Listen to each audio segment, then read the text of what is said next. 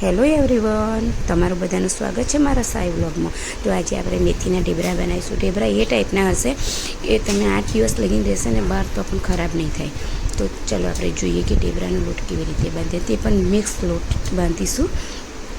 તો મેં લીધું છે આ એક બાઉલ ઘઉંનો લોટ, અને હવે જુવારનો લઈશું, તે 2 મુઠ્ઠી જેટલો જુવારનો લઈશું।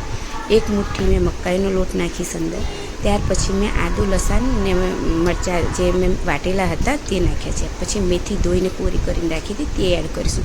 પછી 1 ચમચી મીઠું નાખીશું, 1 ચમચી હજમા નાખીશું, હજમાનો અડધી ચમચી મેં હિંગ નાખી છે।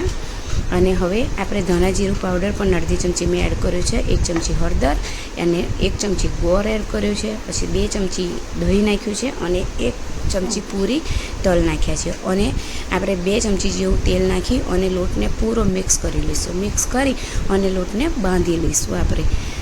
તો તમે જોઈ શકો છો લોટ આપણો મિક્સ બરાબર થઈ ચૂક્યો છે। સોરી મિત્રો, કોઈ અમુક વિડીયો રેકોર્ડ નથી થયો, મારો લોટ બંધાઈ ગયો છે, તમે જોઈ શકો છો। હવે વણવાનો પણ વિડીયો રેકોર્ડ નથી થયો, તો વણી લીધા છે મેં।